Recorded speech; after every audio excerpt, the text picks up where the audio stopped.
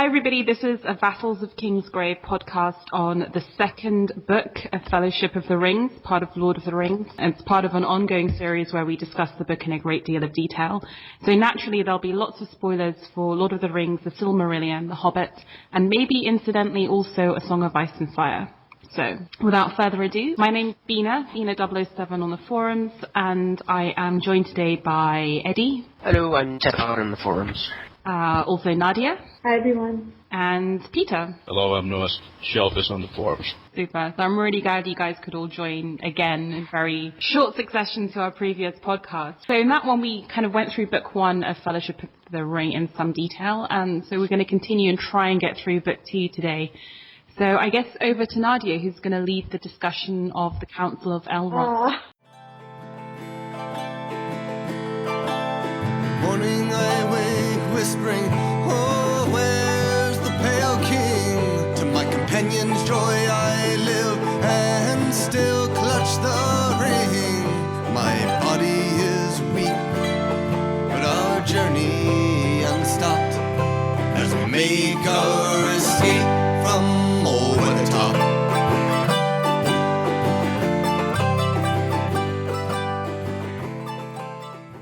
So here we see, after Frodo collapsed, we see him waking up in Rivendell. He finds himself in bed.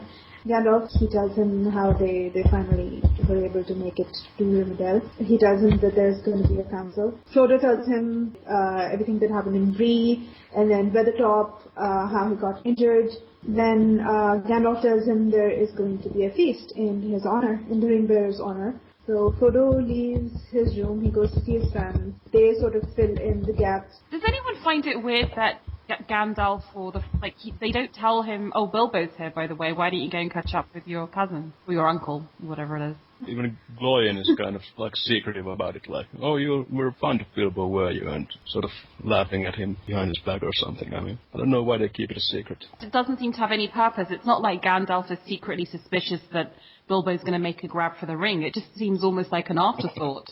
Once they reach the feast, Frodo sees that there are a lot of guests, not just elves, but other people as well. There are dwarves, there are men, basically people from all over. Even Gandalf seems grander than he usually does. Yeah, there's a really beautiful description of Glorfindel. Actually read it here. He was tall and straight, his hair was of shining gold, his face fair and young and fearless and full of joy. His eyes were bright and clean, and his voice like music. On his brow sat wisdom, and in his hand was strength. That's amazing. Yeah, that sort of reaches out of a mythic grandeur, really. He's one of those. Yeah, and you just want him. You want more of him, and you don't get it. And it always. What's when they have the final battle at Minas Tirith, and is it the Prince of the Swan Prince, the Prince of Dol? Amroth? He's again one of these guys who sounds so mythic and beautiful and wonderful, and you just want to see more. I know. And he's an extra. He's an ex what? They didn't even have him in the film, did they? So. Oh yeah. Yeah, they didn't. Yeah. In the book, I think he's the one who brings Faramir back, right? Yeah, and he kind of saves Yvonne as well. He notices that she's still breathing. I think the way they did in the movie, it was kind of really disappointing how they completely glossed over the southern Gondor troops and how they actually sort of won the day. And they just used the Army of the Dead as a weapon of mass destruction there, so it was much better in the book, obviously. Yeah, but by that point in the movies, I think, when even Faramir can't get screen time for the House of Healing, then, some random Gondorian prince is not going to get screen time. Okay, so Frodo is at the feast. He's sitting next to a dwarf who turns out to be Gloin. Gloin, who was one of the companions of Thorin Oakenshield, who went on the quest with Bilbo. Okay, so after they leave the feast, they go into the Hall of Fire. Frodo walks in and he sees a small person sitting there, and suddenly he realizes that it's Bilbo. And he's very shocked. He didn't realize that Bilbo was in Rivendell. So they start talking. Frodo starts to tell him of his journey, and Bilbo is very fascinated. He thinks that he should include that in his book as well. Yeah, that's sort of setting up. I was just can I say that that's sort of setting up the, I guess, framing device for the book, that actually the story that we are reading is from the book of West March, that's in the Shire, that's been written by Bilbo, Frodo, and Sam. So it's sort of like a glimpse at how it was sort of came to be that we are reading the story. But I also love the fact that there's like this massive war going on, and the elves are considering it in terms of we'll fade away, like our kind will be like destroyed as we currently know it. And all Bilbo's worried about is, we'll have to make sure you get back and we'll have to get this all written down. And I love that perspective of the hobbits, which is always so parochial, like, you know, at the end of the Council of Elrond when Sam's like, I'm going to go too. And he's like, well, it's a bit of a nuisance, I forgot my robe. I love how you have all this highfalutin elven speech and then it just brings it down to something quite kind of country and village in English and sort of basic in a way. Okay, so Frodo and Bilbo are eventually joined by Aragorn, who had been missing at the feast, and it turns out that he is a friend of Bilbo's as well. And he tells them that Aladan and Elrohir, they've just returned from arranging, and they have some news. Okay, then there's obviously a lot of singing. Bilbo writes a song about Elrond's father, Eärendil, which is very well received. I have to say, although it's very, very long. Yeah. About Bilbo's song, that Lindir, the sort of like, I guess, the elf bard over there, I guess he wins the Asshole of the Year award here, because he's just like, he says, after Bilbo asks him that what parts of the song were his and which were Aragorn's, Lindir says, it is not easy for us to tell the difference between two mortals, said the elf. Yeah, Nonsense, that's so rude. Snorted Bilbo. Nonsense, Lindy, snorted Bilbo. If you can't distinguish between a man and a hobbit, your judgment is poorer than I imagined. They're as different as peas and apples. Maybe sheep, other sheep do appear different, laughed Lindir, or to shepherds. But mortals have not been our study. We have others' business. Yeah, we cost them sheep. What a dickhead. I don't know how Bilbo lives with these guys, I mean. Yeah, and it's really funny, isn't it? Because, like, all the way through the book, it's like, oh, wow, the elves are so amazing, and then you meet them, you're like, yeah, whatever. It's so racist. It's like, it's the equivalent of a white guy saying, oh, yeah, all black people look the same to me. It's just terrific.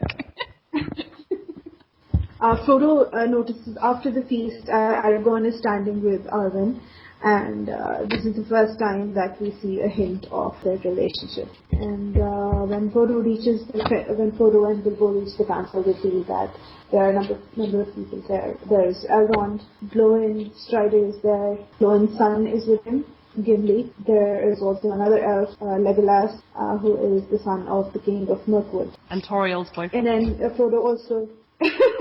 Yeah, okay. So Frodo also notices another man, tall man, who looks very fair and who turns out to be Boromir.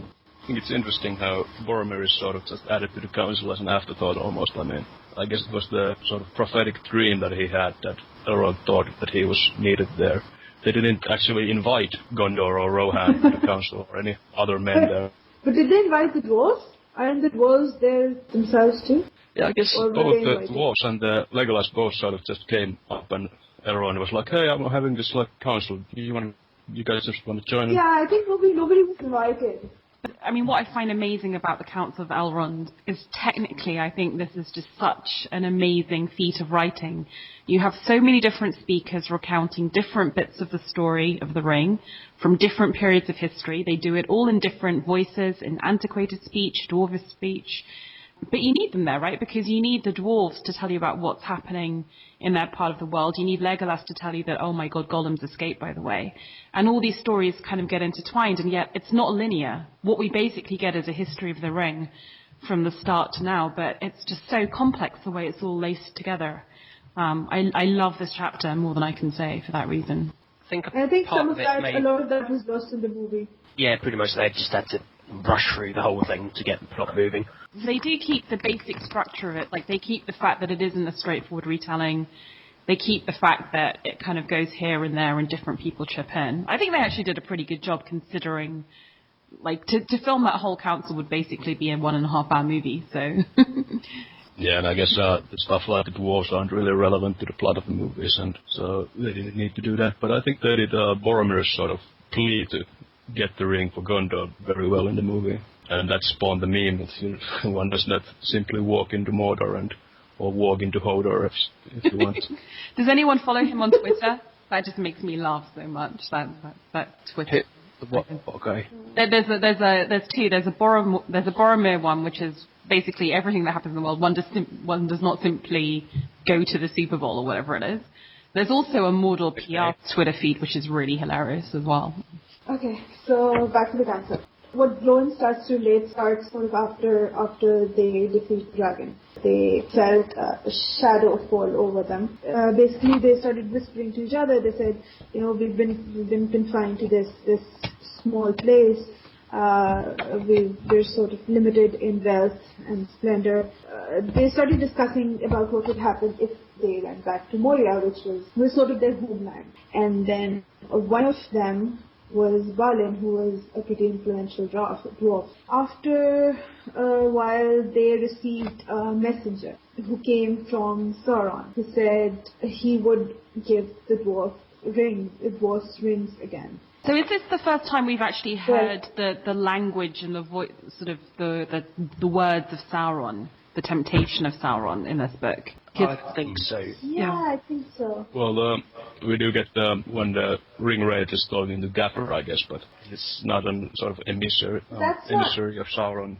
Because Exactly. what I loved here is it's his direct speech, like they're quoting Sauron, and what I love is it's this real kind of politician, slippery, cunning speech. So if you wouldn't mind finding this ring for me, it's the least of all the rings. It's the smallest, and it's just this inconsequential thing, but I'd really just love to have it. And if you could do this thing for me, I'd be so grateful. But if you don't, by the way, here come the threats. It's quite stupid of Sauron to send an emissary to the dwarves. I mean, they've been fighting the orcs for like a long time, and they're like nemesis are the orcs, and they're under him, and couldn't he just send like a spy over there? Asking them about hobbits. I mean, I read what Peter told us to read.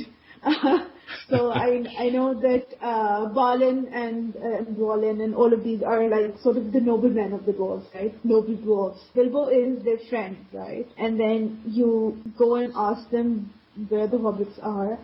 They're not going to tell you. I mean, yeah, exactly. So what was Sauron, what was he expecting? Did he believe the cliche that dwarves are greedy and think they were just going to give up the ring? And did he not think they were going to go and sort of chat to other people? Maybe or did he want them to? The hope was that by sending an emissary, all of the dwarves would hear it, and eventually one of them would slip up and say something, or one of them would be greedy enough to go over. Okay, so he wanted to find a kind of worm tongue of the dwarves, basically. Yeah, maybe. I mean, I'm think guessing there. I think in promising the dwarf ring, in that the dwarf ring is sort of quite important to the dwarves because they get wealthy with one. The only one that was left to them before the Hobbit storyline was the one that Thrain, Thorin's father had and lost. But it said with that one, you need if you have the ring and you have gold, you can get lots and lots more gold. So, and I think he's playing on the greed of the dwarfs. He's sort of showing his hand there. He says that he has all the remaining rings. 4 other rings have been consumed by dragonfire, but I guess this is after Bob sets out for Moria, because one of the reasons he went there was to find the ring. Although Gandalf knew that Sauron has already reclaimed the ring, but he didn't bother to tell that to Balin, so he just sort of went into Moria for no reason at all. Gandalf keeping information to himself again and being kind of a jerk. But, as usual. But maybe Sauron knew that the dwarves would, go and tell the elves. Maybe he wanted to force the council. Maybe he feels now so powerful he wants to force the confrontation because he's tried to find the ring. It hasn't really worked, so he just feels maybe by showing his hand, this is how strong I am, these are the rings I have, it's going to set a ring bearer in motion, which means it'll be more out in the open and easier to find. He needs movement, right? He doesn't need the status quo. Yeah, maybe just flush them out. But I mean, that's very generous. I think we're being generous to Sauron. Probably he just hoped for one of the dwarves to, provide information. Yeah, they aren't easily corrupted. There's a passage in the appendices that very few of them ever serve the enemy willingly, but I guess that means that some did, so I guess it's not out of the question that some might be burned. Exactly. For the lust of gold.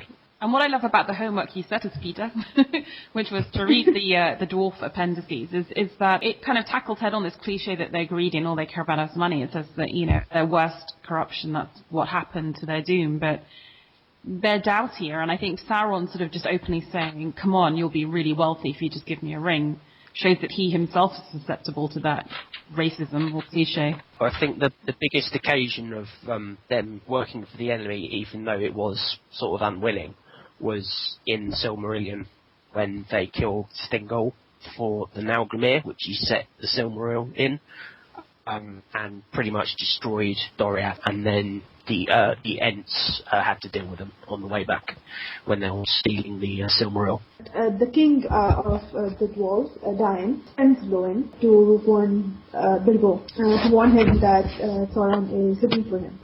And he has also come for advice from Elrond, since the shadow is growing nearer. They've also heard messengers from Sauron have gone to the king in Dale as well, and they're afraid that the men of the Dale won't be as sort of stalwart and loyal as the dwarves, that they might actually tell them something. And then Elrond sort of filled the spells number. This is why the council is assembled, so that we can decide what to do with this ring, this trifle that Sauron fancies. Elrond expressly says here that, I have not called you to me, strangers from distant lands. You have come and are here met in this very nick of time, by chance as it may seem. Yet it is not so. Believe rather that it is so ordered that we who sit here and none others must now find counsel for the peril of the world. But again, I think this is all kind of, I feel kind of bad for Boromir, and I know this is foreshadowing, but so his brother has a bunch of dreams. He has the same dream once. His brother wants to come and find out what's going on. He volunteers because he's more doughty and it's a harder journey. And then he comes here and it's fated, and so is it fated that he should go with a ring? Is it fated that he should be tempted and die? I mean, it's also sad. Well, I think it was supposed to be fated that Faramir went. Yeah, so the position of fate, and when people say it, like Elrond say, it was fated that we must now meet here, I always take it with a pinch of salt, because I don't think it works in quite that way, this world, and that they can overstate it a little bit. Was that sort of like I haven't read Return of the King in a long time, so was that sort of relationship between Denethor and Faramir quite as bad as it was in the movie, that he sort of spawned Faramir? Because in the movie, it makes it out that, Faramir had wanted to go, but because his dad basically thinks he's a fuckwit, he sends Boromir instead. But when you read the chapter, it's very clear that Boromir just decided he was going to go because he's a bit tougher, and it's a painful journey. They don't mention Denethor at all. Well, maybe he's just covering for his brother or something, father or something. I mean. But I think that was definitely amped up for the movie, that whole sort of sibling difficulty with the dad. All right. Yeah. So after this, Elrond starts to provide a history of the rings of power and how Sauron first forged them in the Second Age. He tells them that the elven smiths and Sauron together forged the rings. But then Sauron forged another ring in secret in the Mountain of Fire to master all of the rings. But Celebrimbor, who was... Could somebody fill in the gap here? Who was Celebrimbor? He was Feanor's grandson, if that helps. Okay, who was... that doesn't help me. He was really good at making stuff, so he made the 3 elven rings. So he was one of the elves, right? Yes, he was an elf. I mean, that's the other thing about elves, right? I mean, they're all wonderful and fair and elegant and wonderful, but they created the rings and they created orcs, right? Well, orcs are basically part elves. Saruman created orcs, but they're basically part elf. Well, wasn't it Morgoth who sort of twisted the elves into... Yeah, man. Bad thing. He made dragons, and it's sort of like this insane sort of biological weapons scientist making all these monsters. Okay. Okay. So Sauron forged one ring who could sort of control the rest of the rings, but Celebrimbor became aware of what Sauron was doing, and he had the 3 rings that the elves had. Okay, and then he talks about the last alliance between elves and men, and how hosts of Gil-galad and Elendil, elves and men, took on Sauron and defeated him. And it seemed that Sauron had been defeated forever, but as it turns out, it wasn't. Elrond tells them how Elendil, the king of men, fell, and his sword broke beneath him, but then Isildur, his son, took the sharp off his sword and cut off the ring from Sauron's hand. But the ring betrayed him and fell from his hand. slipped from his finger, and Isildur was killed, which is why the ring is named Isildur's Ring. Okay, so I have a question maybe for Peter and Eddie, who know most about like the back history of all this. Why would the ring betray Isildur? Why would the ring not want to remain with Isildur and through him, through a powerful ruler, corrupt him and then rule the world? Why would it want to slip off his... I can see how the ring would want to slip off the finger of Gollum and a Hobbit and try and find, a more powerful, like it might want to slip onto the finger of a Boromir. That makes more sense to me. Well, I have a theory for that. Sorry. Okay, you first. Okay, I don't know if this is at all right or wrong or whatever, but I'm just, as someone who doesn't know any of the history... well, the shocking acknowledges how we do. Okay, at this point, Sauron is presumably very weak, right? And the ring probably wants to make its way back to Sauron, and Sauron wants the ring, right? But where would the ring go at this time? So... Would it be better for the ring to slip into oblivion at the time and wait for Sauron to become stronger? That's the exact same thing I was about to say. I just think that it would have been better for the ring at that time to disappear instead of being... obviously, Isildur was king, right? And the ring would have been very prominent if Isildur had it. Okay, so the ring wants to get to Sauron. It's not that the ring just wants to be with someone who's a great ruler like Galadriel. The ring ultimately does want to go back to Sauron. I think that theory probably has merit. I mean, Sauron's power just broken before that, so sort of like a safety deposit box for him at the bottom of the river. But what I thought was that when Isildur was attacked in the Gladden Fields, his forces were overrun and they were under attack by orcs that presumably still were the servants of Sauron. So I guess the ring tried to slip off his finger so the orcs could retrieve it, maybe. Yeah, that makes sense. I like your theory too, but it's just what I thought. Isildur became a big bad evil guy. He might have been defeated 100 years down the line, and then they would have destroyed the ring, or someone else would have got it. Yeah. So I don't really think the ring makes conscious decisions. I just think, I don't want to be with this guy. I'll just chuck him. Something like that. Because I just always thought that, which comes from my ignorance, that it didn't want to be with... Obviously, it doesn't want to live inside a mountain with some Smeagol guy for centuries, even if it's biding its time. But, Isildur, my God, it could have just... Well, anyway. But, I buy this. Okay, so after that, Elrond continues to trace the ring's history. So basically, Isildur's kingdom pretty much wasted away. But he just says that, the lords of Minas Tirith are still fighting on, they're still defying our enemies. They're still keeping the passage of the river Anduin. And now he says after the time of Isildur, the ruling ring passes out of knowledge, and the 3 elven rings were released from its dominion. So, which brings up another question. Smeagol had the ring, right? He wasn't able to control the elven rings, right? So why not? Hang on, I've got it here. Frodo asked this to Galadriel, actually, in my chapter, and the answer is, Galadriel says, you have not tried, she says. Only thrice have you set the ring upon your finger since you knew what you possessed. Do not try, it will destroy you. Did not Gandalf tell you that Gandalf tell you that the rings give you power according to the measure of each possessor?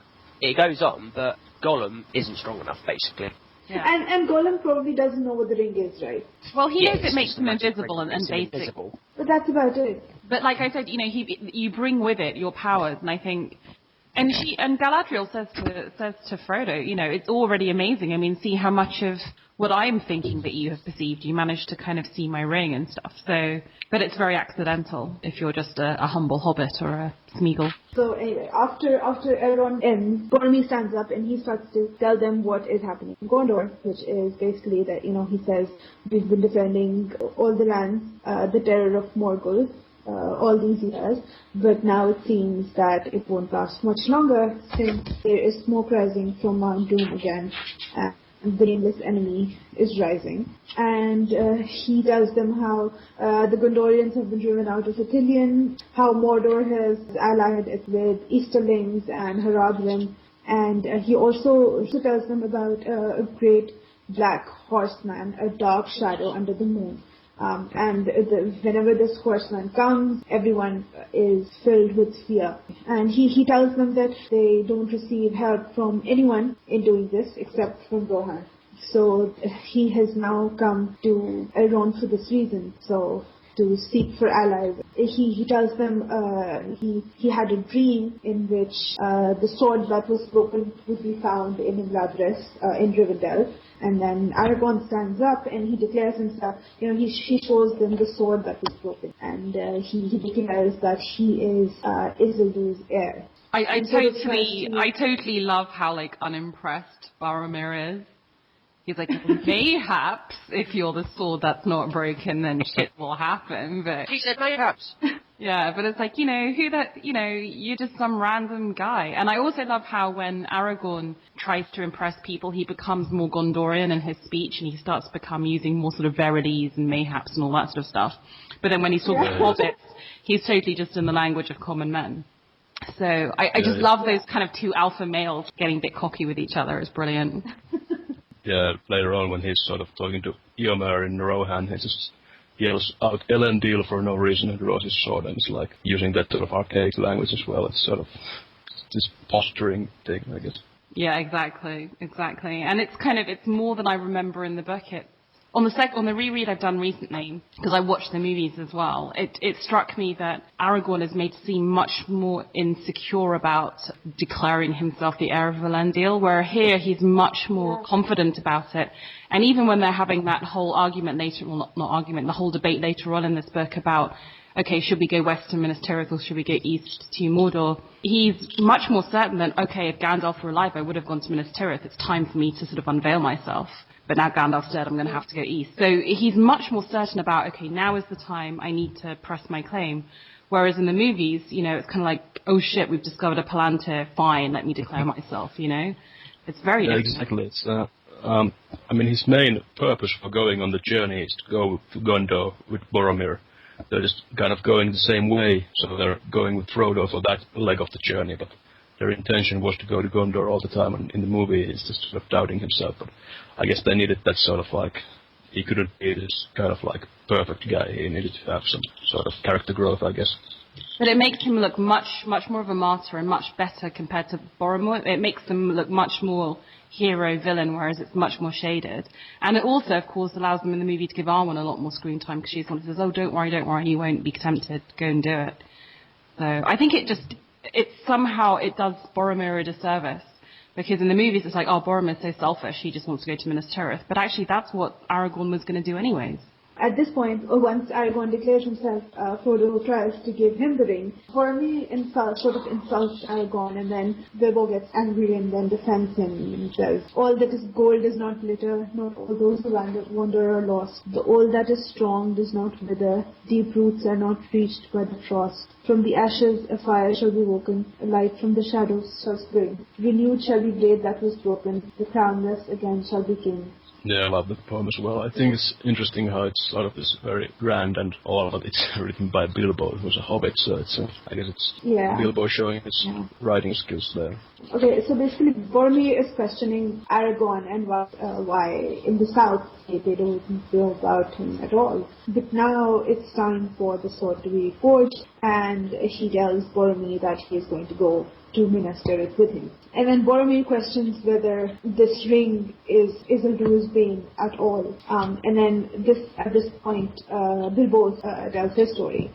I love the little touches here, like Bilbo would have told them all about his Amazeballs party if they'd have let him, but they had to cut him short. And Galdor, who is from the Grey Havens, he's questioning why isn't Saruman here, since he is the head of the White Council. And then Gandalf is also questioning, how do we know this is the ring? And then Gandalf says, 9 rings with men, the Nazgûl still have them. The 7 rings of the dwarves have either been taken or destroyed.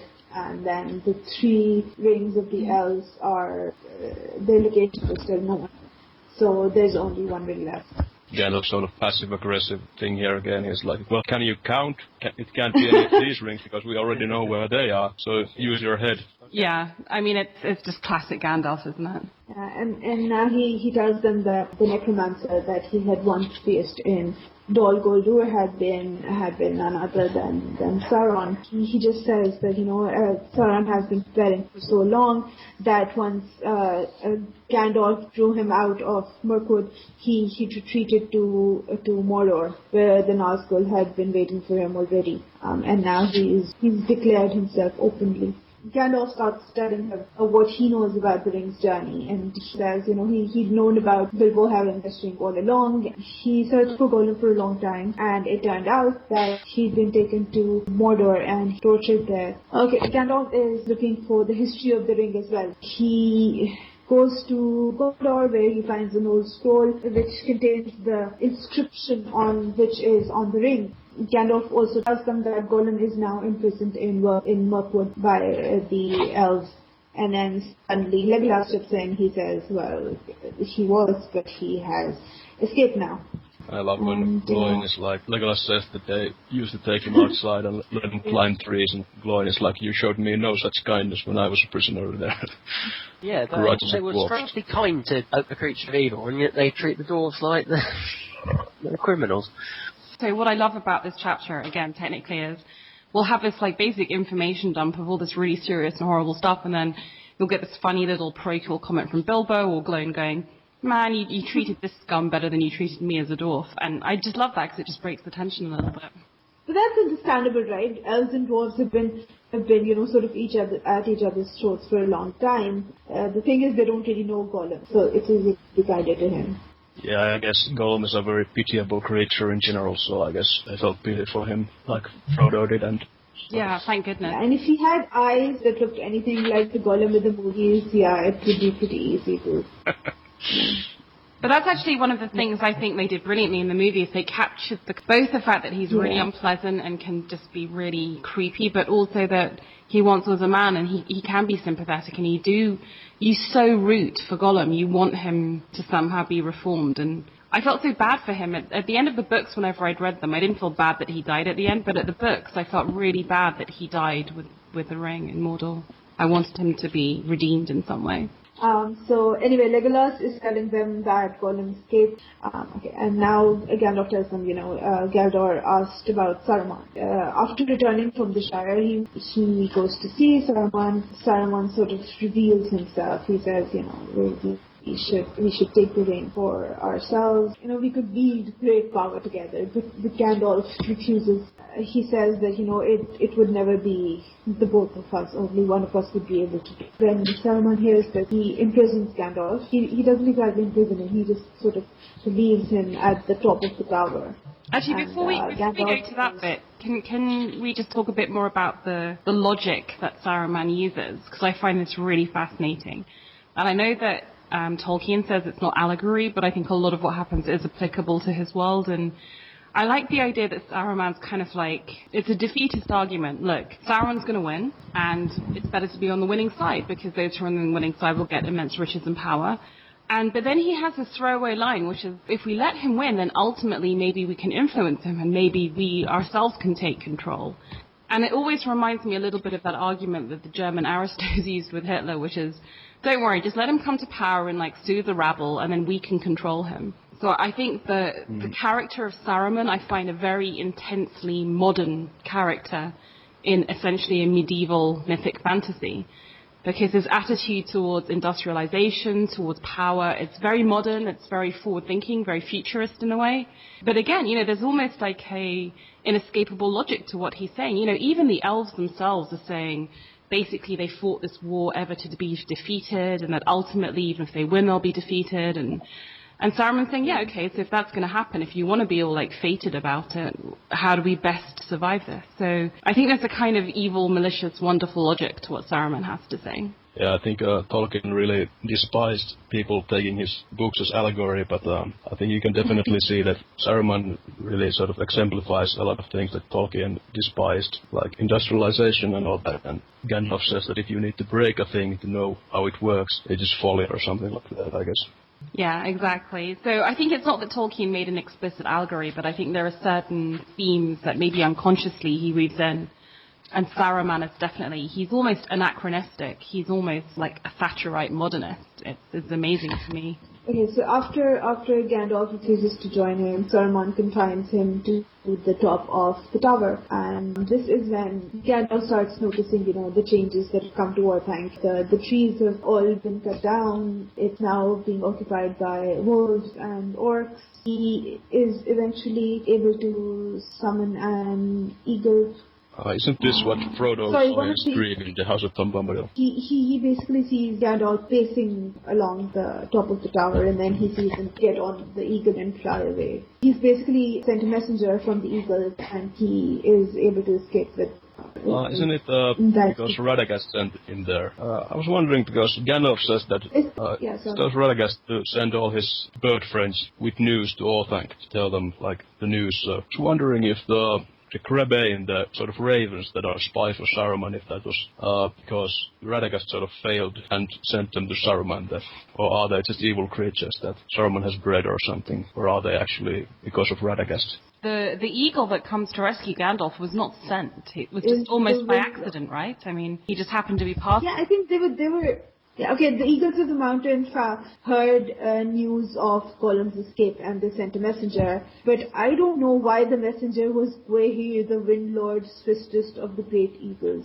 Okay, and then Gandalf goes to Rohan. He manages to tame Shadowfax. I don't like how Gwaihir talks shit about Rohan here. Yeah, I hated that too. I mean, what information does he take this on? Yeah, Gwaihir tells Gandalf that Rohan pays a tribute of horses to Mordor every year. And he basically thinks this because if Saruman has become evil, Saruman is Rohan's closest neighbor, right? So he probably has some influence there as well. Which he does. Yeah, he does.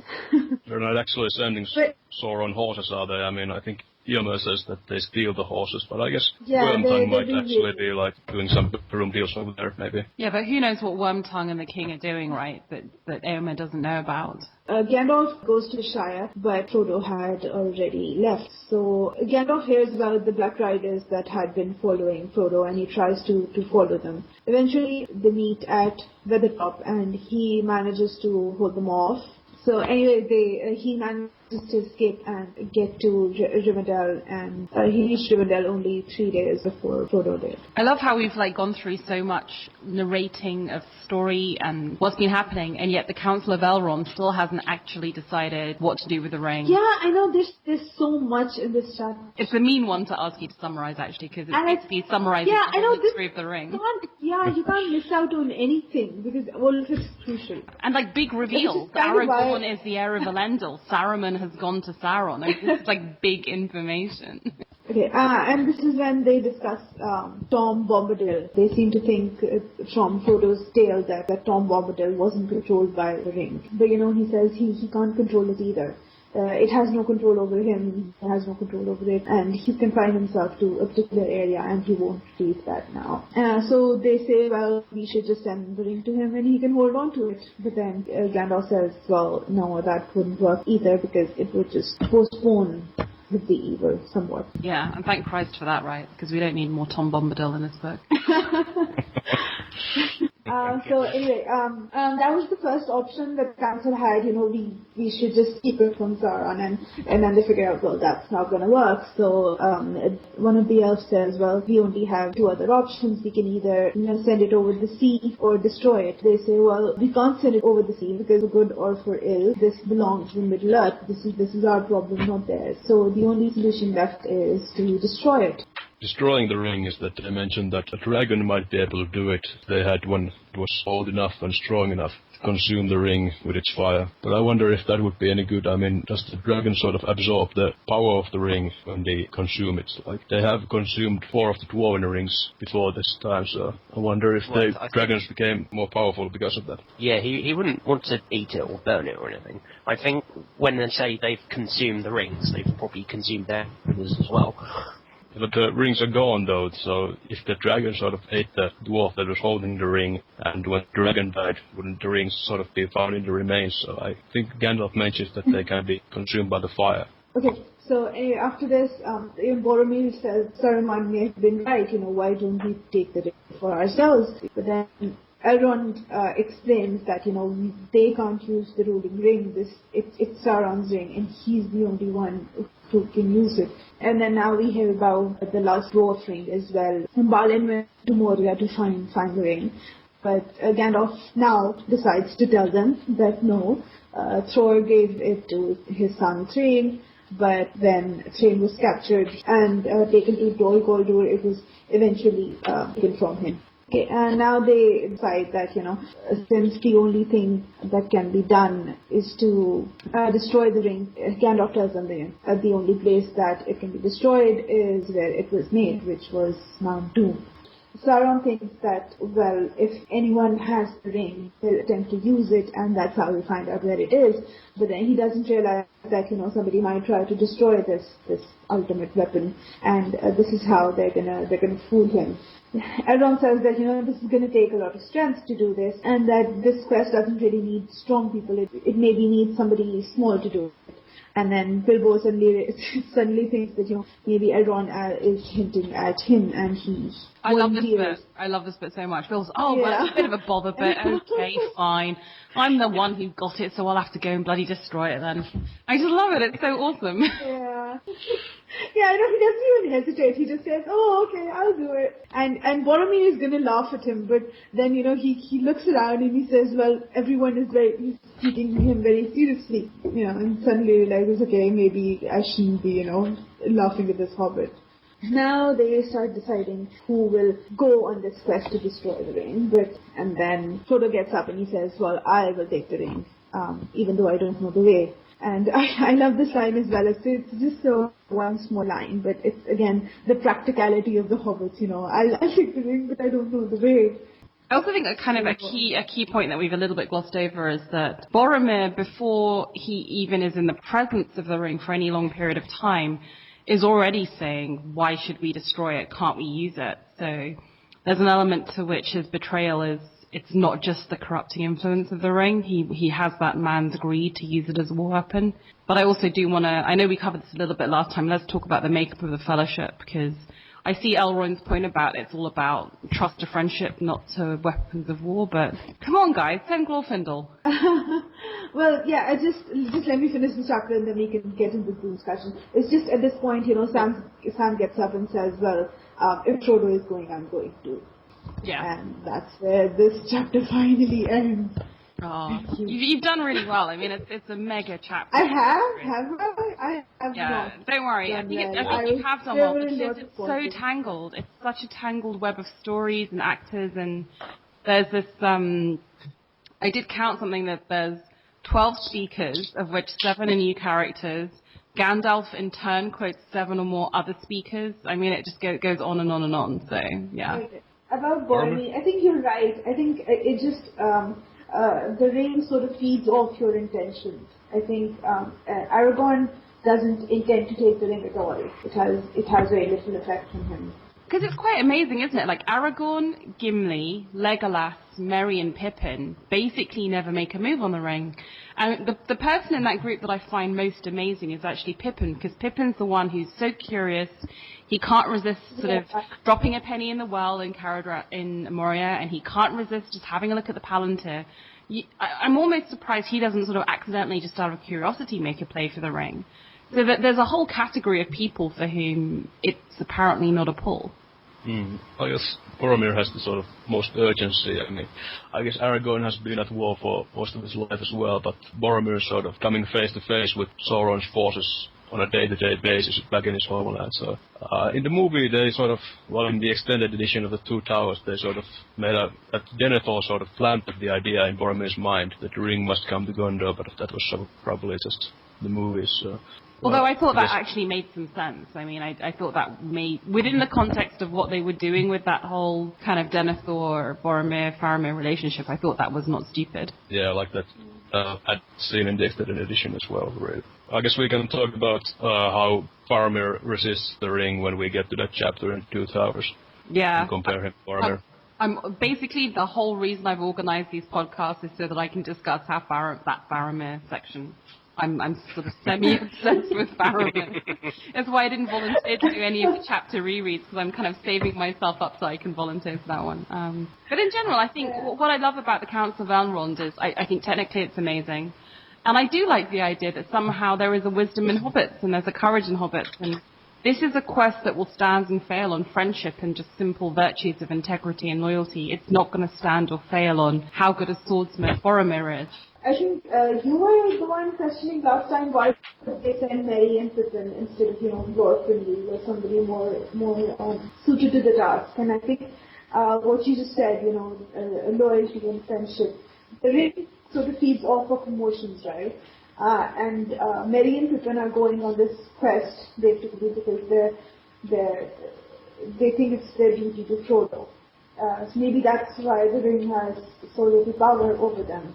And maybe the people who want to send on this quest are people who won't succumb to the ring's power very easily.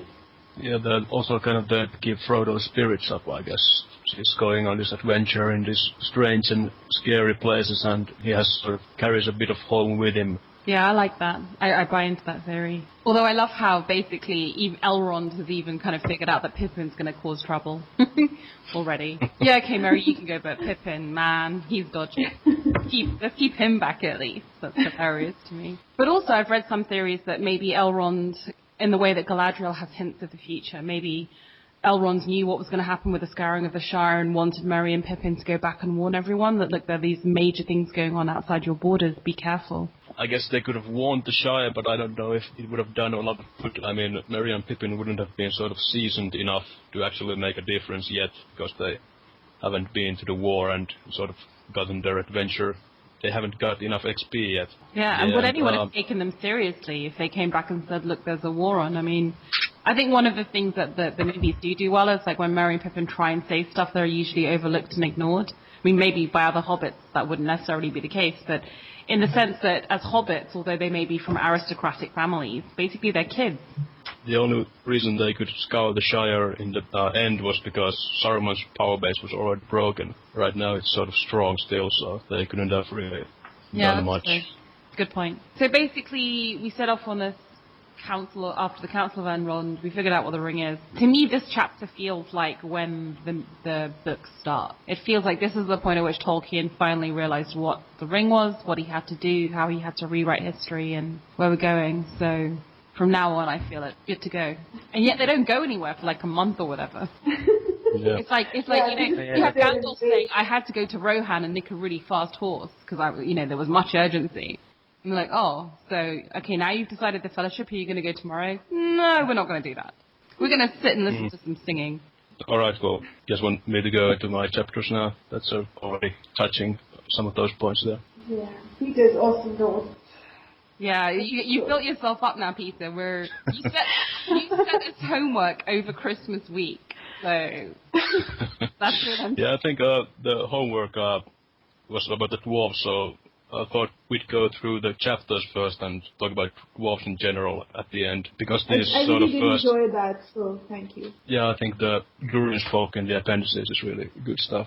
It's not sort of dry like some of the Gondor and Rohan stuff, where they just sort of list a bunch of kings. But these chapters sort of tie into the Council of Elrond, so I'll just get started right there. The ring goes south. After the Council of Elrond, the Hobbits stay in Rivendell for almost 2 months as preparations for the journey are being made.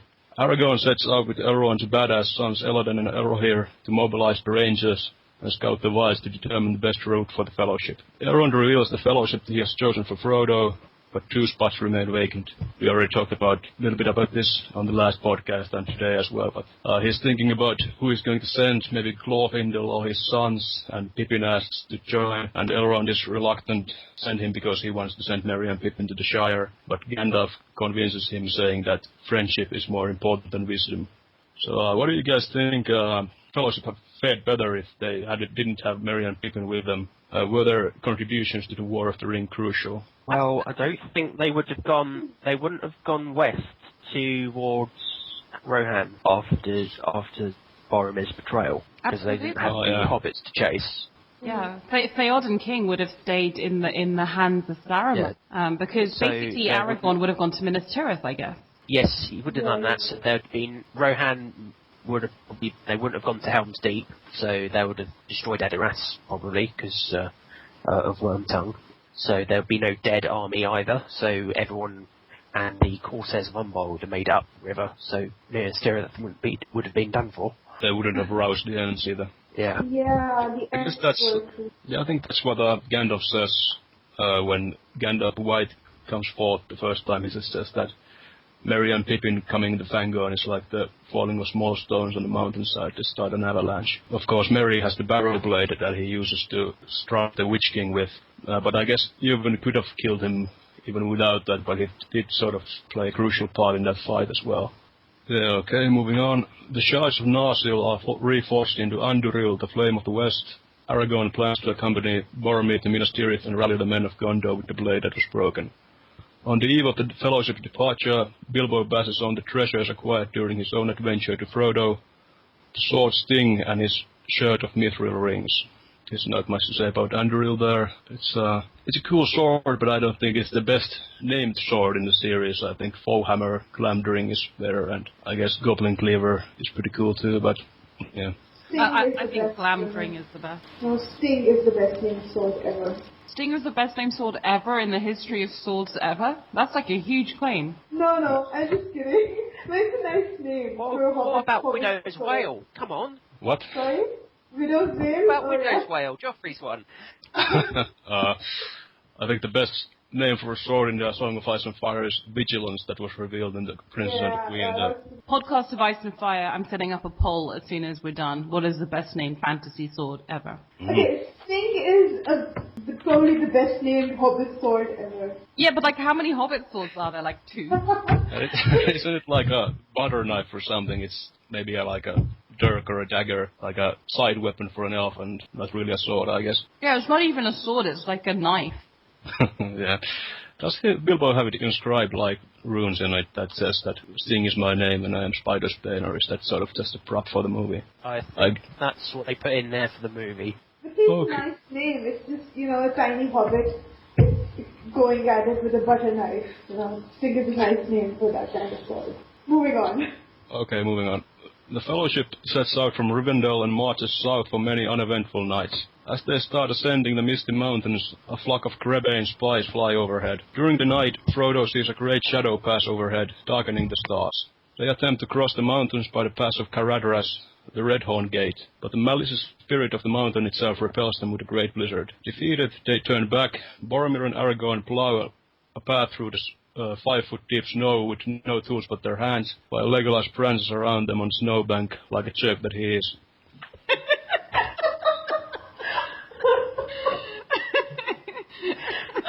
Don't sit on the fence, Peter. Just say what you think, mate. Yeah, but... Oh, okay, sorry. Carry on. That was that little snippet of... So, thinking about... Frodo sees a large shadow pass over the stars at night. It darkens the stars, so it can't be a flock of Crebain, so do you guys think this could be the first sighting of a winged Nazgul? Yep, definitely. I think so, yeah. And we get a little more of the sort of thing we saw in the Old Forest already, that Caradhras, the mountain itself, is sort of the spirit of the mountain is repelling them and being actively malicious against them. Why? Because I get why the forest would be mean to men in general, just because men in general have cut down trees and just been mean to the forest. So I think that's kind of like justified reprisal. I don't understand why the mountain would be mean to men. What have the mountains done? Is it anti-dwarf because they've delved deep or something? Yeah, I think that might be it. Maybe. Dwarves call him Caradhras the Cruel. I think the Misty Mountains were raised by Morgoth, Sauron's daddy boss, to stop one of the Valar from riding. One of the it was Orome the Hunter, stop him riding west to like chopping up Morgoth stuff. So he put those mountains up to stop him coming through. So he probably put them up with like evil things inside. I don't know, just wild theory. All right, but I think well, I guess they're talking about Sauron, but they're like talking that there are older things in the world than Sauron that are sort of innate spirits of the world. But I guess raising up mountains, that's pretty primeval stuff there. So yeah. Yeah, that's justified reprisal right there. I didn't realize that had happened. Alright, I guess we get that sort of Boromir and Aragorn, really strong guys, they just plow a path through the snow, and I wonder why Gimli doesn't help them in that. I mean, they're supposed to be great, like, miners and diggers, but I guess... He's too short. Yeah, I guess if he did a path through there, I guess Gandalf couldn't go through that. But yeah, Legolas is a jerk in this chapter. He's not a jerk. He does what he's physically fitted to do. It just runs next to them, and he's like, okay, I'm going to go fetch the sun, ha ha ha, and runs That's why with past Clarence, by the way. Okay, safely off the mountain, they make the decision to pass through the mines of Moria. Aragorn exhibits his gift of foresight, warning Gandalf to beware should he enter the mines. Aragorn also mentions that he's been to Moria before, but we get no more of the story. Gimli holds up hope for finding his kinsman Balin, who led an expedition into Moria some 30 years earlier. During the night, the Fellowship is attacked by wolves, but Gandalf drives them off with his magic. In the morning, the corpses of the wolves have ominously disappeared, leaving Legolas's arrows behind. So I guess the big thing about this little part of this thing is that Aragorn says that he's been to Moria before, but we never really hear more of that story in the appendices or anywhere, I think. Well, maybe when he was looking for Smeagol. Yeah, maybe. I guess his preferred route over the mountains is the Redhorn Gate, because he was leading them over that in the beginning. Because Aragorn is a man, it must have been after it would have been Moria, would have been in the control of the orcs by then, yeah. Alright, and we get that Aragorn has the gift of foresight as well, like his, I guess, grandmother, it was that sort of foretold that he would be the king that unites the land or something. They come to the west gate of Moria, where the river has been dammed and a great dark lake has formed. They go around the lake and come to the doors of Durin, where Gandalf fails to open them quite spectacularly. A frustrated Boromir throws a stone in the foreboding lake. Just as Gandalf figures out the password, an ancient monster, the Watcher in the Water, tries to grab Frodo. While all the great warriors of the party stand around petrified, Sam springs into action and rescues his master. They flee to the safety of the mines, and the Watcher courteously closes the door behind them. Yeah, I was actually wondering, why would Aragorn freeze? I mean, Aragorn and Boromir, they're supposed to be these badass warriors. Why would they just stand around when Frodo is being attacked? Probably because they're tired from shoveling snow. I guess the Watcher is sort of like such an ancient terror and monster that is not quite on par with a Balrog, I think. I think it might be a biological thing more than a spirit, but it's that sort of ancient evil that sort of, I guess, has that dread over it, and I guess it's just Sam's love for Frodo that he is able to sort of spring to action. And just his plain Hobbit sense. Yeah. Alright. The Fellowship sets out on a 4-day journey through the dark halls of Moria. The journey is largely uneventful, though the feeling of dread hangs over the company like a dark cloud. Frodo hears the patter of soft bare feet behind them and sees eyes in the darkness, marking the first appearance of Gollum in the flesh. As they camp out in a ruined gatehouse, Pippin throws a stone down a well for reasons unclear even to himself. Soon, tapping signals can be heard in the deep. They are not alone. Nearing the eastern exit, the Fellowship comes to a vast hall supported by massive pillars. Gimli is moved to sing a song about the lost glories of his people. What do you guys think about Pippin throwing the stone in the well? Is that just curiosity, as you said earlier, Bina, or is it just... That's just Pippin being a young hobbit. I love that shit. That's exactly what I would do. Yeah, I know. When you see a well, you drop a stone in it to find out what the water level is, right? Yeah, and it's like Gandalf being all like creepy with like a strange cool stone. You're like, I want to see that. I found that. That's just classic Pippin. I thought it might have been the ring compelling him to sort of alert them to the orcs, but I guess it's just Pippin. I mean, in the book, it just does say that he didn't even know himself why he was doing it, so... He's just an adolescent hobbit. Yeah, well, I keep getting those urges. Exactly. I just find it like, this is the kind of stuff that makes these books relatable and makes Merry and Pippin such fan favourites, because it's not always the ring, maybe it's just character. And what I think is really interesting here is I think Tolkien does so much better at making the hobbits distinguishable, whereas in The Hobbit I found the dwarves much harder to sort of have any personality and tell them apart. In fairness, there's a whole bunch more of them, but... Yeah, definitely. We see Gollum for the first time here, so I guess he was like living in Moria or waiting there. I don't know exactly why he was staying over there, but kind of a coincidence, I guess. And then we get Gimli sort of pining over the lost glories of dwarves, and they show the Great Hall of Khazad-Dum there, and I think they did this really good in the movie, so... Alright. Eager to leave Moria behind them, they set off towards the East Gate. On the way, they come across the tomb of Balin and the remains of his expedition. Within the chamber, Gandalf finds the Book of Masarbul, written by Ori. Though badly damaged, from the book some details of Balin's expedition can be gleaned, including the fact that they saw the Durin's axe as well as the last woven ring. Just as they make ready to leave, the chamber is beset by orcs. The Fellowship bars the door. Frodo drives off a cave troll. The Fellowship manages to repel the first wave, but a great orc chieftain with spear enters, and Frodo continues his hobby of getting stabbed by new and exotic things.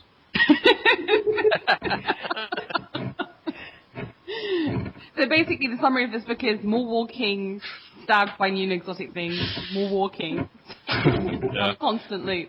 Repeat until Mordor. Thankfully he is protected by Bilbo's mithril shirt. They flee. Gandalf manages to collapse the passage behind them, that is something powerful and terrible enters the chamber. The orcs call it gash, meaning fire in their tongue.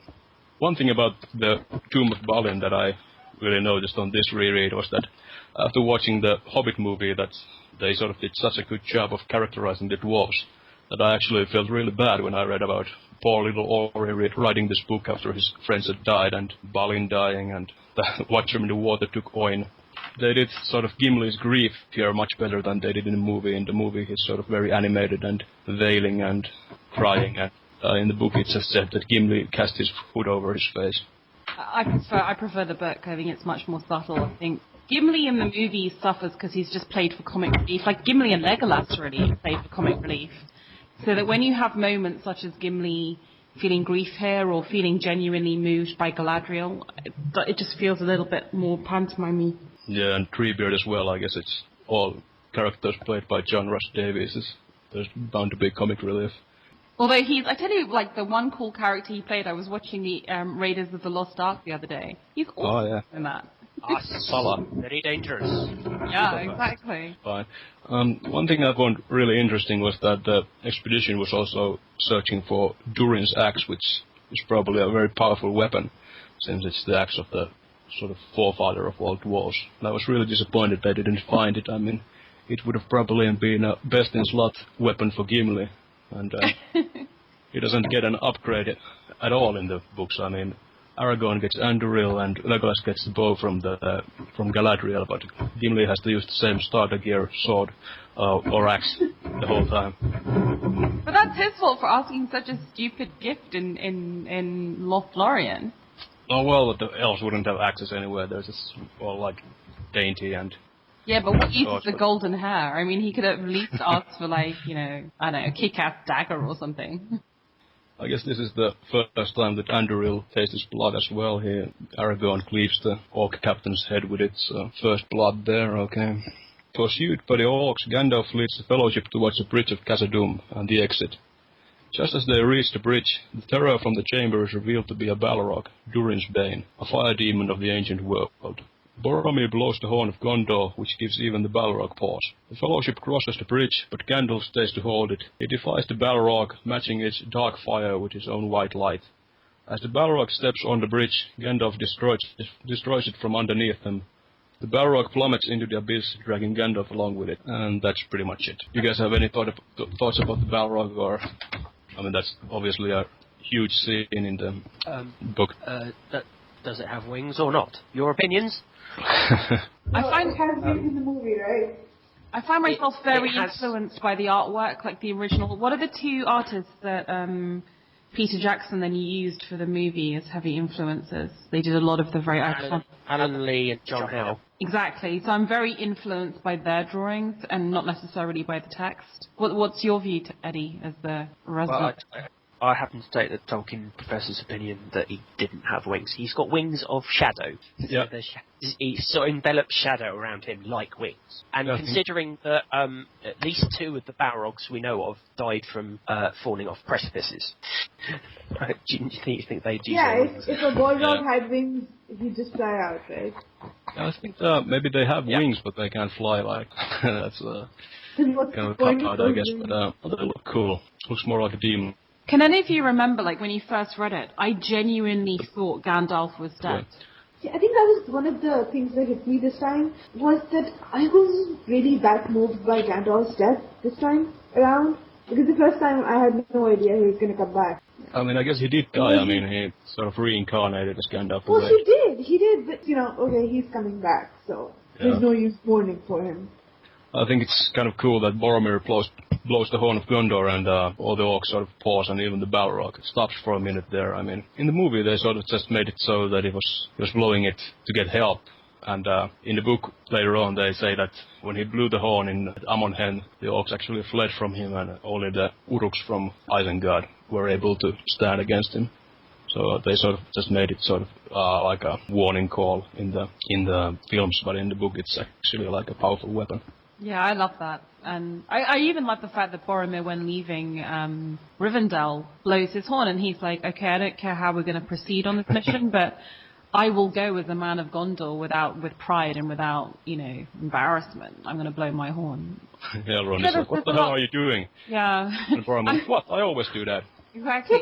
No, I'm a bit of an apologist for Boromir, actually, as you're probably getting. I think that there are some noble and admirable characteristics to him, and his horn is nothing. It's not something to be gainsaid. I mean, he's a great warrior in his country, and he's kept his part of the world safe from orcs for a long time, and he probably knows its effect because he's been in battle with orcs basically his whole military life.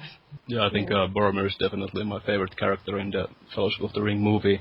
He isn't quite as interesting in the book, but I really like Sean Bean's performance in the movie, and I like tragic characters in general, so big fan of him in the movie.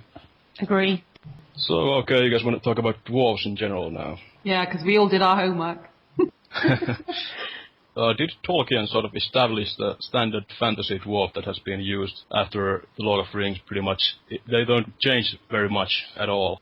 They are sort of all about honor and gold and axes and ale, and not a lot of variance there, like there is for other fantasy creatures like trolls and orcs and elves. But I don't know what was he building on? Like, were those kinds of dwarves already existing in sort of mythical literature, or?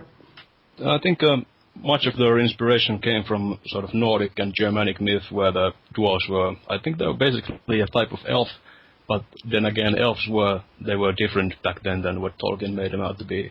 But in Nordic myth, they forged Thor's hammer Mjolnir, and they were sort of these, I guess they weren't honorable, they were great craftsmen, they were kind of treacherous, I guess.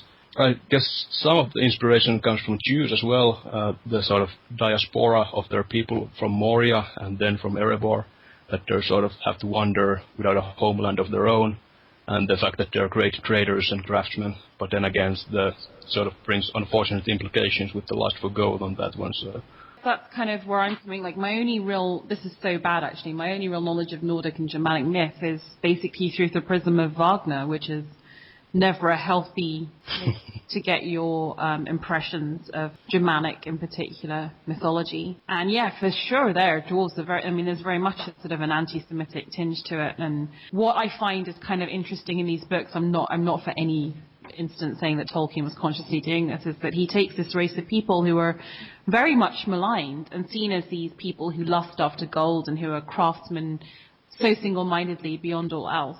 And he subverts that with Gimli, to the point where Gimli is given this great prize of a seat in the west, on an elven boat to the west. And I love that rehabilitation, and I love the fact that Sauron thinks he can just go and offer them money and they'll give up the ring, and that's just not what they do. So. Well, I don't know about aligning. I mean, I think in general dwarves in The Lord of the Rings are quite noble, and they're pretty much good guys. They're proud, and I guess they're sort of warmongering as well, but yeah, I guess the sort of lust for gold is a pretty big mark against for the anti-Semitic theory, I guess. But I think the problem is that for most people who've just seen the movies, it's all the jokes about tossing dwarves, and they're just basically these drunken oafs with axes who aren't, I feel that the movie, and Gimli was great, and I love John Rhys Davies, and it's very funny, and it serves its purpose for comic relief in this very sober movie, but I feel the books are so much richer on dwarves There's so much more depth. They're the one race that really gets a disservice, whereas the elves get a lot of screen time. Arwen's amped up, Tauriel. You know, there's a real willingness to give them screen time and give them depth, but we don't have that with dwarves. Yeah, but I think because there are no dwarf women. If they had females, we probably have more dwarves. Isn't it just basically superficial? It's because they're not pretty. Yeah. Yeah, there's a passage in the Durin's book here that, let's see, I think there's a lot more dwarf men than women. There's like a third of the dwarf population are and women. the dwarf women resemble, they look so similar to the dwarf men that you can't tell them apart. But isn't that urban legend? This was the daughter of Thrain II. She is the only dwarf woman named in these histories. It was said by Gimli that there are few dwarf women, probably no more than a third of the whole people. They seldom walk abroad except in great need. They are in voice and appearance and in garb if they must go on journey, so like the dwarf men that in the eyes of other peoples cannot tell them apart. This has given rise to the foolish opinion among men that there are no dwarf women and dwarfs grow out of stone. But like Entwives, like an urban legend. Yeah, I guess in the Hobbit movies they did have sort of background character dwarven women there, but in the prologue of the first one, they sort of had little beards. But you can just do that classic Hollywood logic. Oh, we'll have like an elf. We need some more women in The Hobbit. Let's make an elf chick because elves are cute. Yeah. I bet they never thought, oh, let's have a hobbit. Let's have a dwarf wife. But I bet They did have dwarf women in. They did actually have dwarf women with beards in the prologue for The Hobbit Part 1. Yeah, but they got massacred. Yeah, some of them are running away. True. No, my bad. I forgot about the dwarf wives in the prologue. I mean, although the dwarves are sort of made into comic relief in the main trilogy of the Lord of the Rings, I think the Hobbit movies are doing a fair job of sort of ennobling them and making them sort of more heroic and all that. I mean, sort of the principal, like, action hero guy in the Hobbit movies is Thorin, who is a dwarf, and even though Bilbo is the main character. Yeah, almost to the point of ridiculousness by casting this, like, ludicrously good-looking kind of English actor to be Thorin and, like, trying to make the makeup less heavy than it was in John Rhys Davies in Lord of the Rings so that some of his features go through. I feel it's almost gone the other way in a way, like, they're kind of prettying him up too much. And then it's really weird because then you see him with his, like, beefy prosthetic arms and it doesn't quite match. But sorry, I digress. Thorin looks more like a dwarf than Gilly. Yeah, he doesn't look like a dwarf at all. Yeah, because they have to make it plausible that Tauriel, fancies him. The whole thing is just so problematic. Yeah, I was watching the extended edition behind-the-scenes material for the Unexpected Journey, and they actually said that the actor who plays Gilly first took the audition to play an elf in the movie, and they just sort of liked him, so they put him in there. That says so much. It says so much. But this is a different podcast, right? Yeah, all right. Okay, I guess if that's... Oh, actually, I wanted to mention the fact that Balin's expedition went into the mines to sort of... I guess part of it was reclaiming their ancestral homeland, but they also sought the Ring of Power there, and Durin's axe, obviously. But earlier in the Council of Elrond, I guess there was sort of this implication that they were driven by some sort of other will to go there. It's like a dread fell on the Dwarven Kingdom or something. I wonder if that was like Sauron's influence to go there. But so here's my question for you. Dwarves love rings and love power and they love military shit. Why does Gimli never make a play for the ring? I don't know, I guess... well, dwarves are hard to mentally dominate, for a start. But if he would have been around Frodo long enough, he might have done. The fact that Frodo basically goes after Amon-Hen kind of probably saves Gimli. He would have fallen eventually. Well, they would have all have done, probably. But men first, then dwarves. I guess Gimli probably has more respect for Frodo than Boromir does. I mean, Boromir sort of has this kind of contempt that he says that it should have been mine. It was yours only by unhappy chance or something like that. Gimli, he has probably grown up on the stories of Bilbo, and Bilbo helped them reclaim their homeland. And his father probably planted in him the idea that Bilbo is a great hero and Frodo is his heir. So I guess Gimli has great respect for Frodo because of that. Yeah, good point. Right, okay. After losing Gandalf in Khazad-Dum, the Fellowship flee outside and head to the woods, pausing only for Gimli's looking into the Mirror, a mystical pool in which still reflects the stars on the night when Durin first looked, and to tend to the wounds of Sam and Frodo. This is when they discover that Frodo got upgraded clothing, I suppose. Was anyone else shocked that the mithril coat is worth the price of the Shire? I know it's valuable, but that just seemed like insane. Yeah, and it was in the... Probably because it's so rare. And it was their museum for like decades in the Hobbit town at Shellfish or something. It was just sitting in a museum there, and I guess, I mean, if like a Breelander man or something came upon it, and somebody that recognized it, they could have just swiped it off there and made off with it. I guess that's just Shire is such a sanctuary for good folk that it never happened. Aragorn leads them into the woods of Lothlorien, where they're waylaid by Haldir and his elves, but they're taken to be friendly after hearing Legolas sing of the maiden Nimrodel. After taking them up into the trees and finding the orcs after them, Haldir decides to lead the Fellowship into I can't pronounce it, into the city of the Elves. Also, this is where Gimli and Legolas have really their last bit of antagonism before they sort of become friends, when they have to be blindfolded.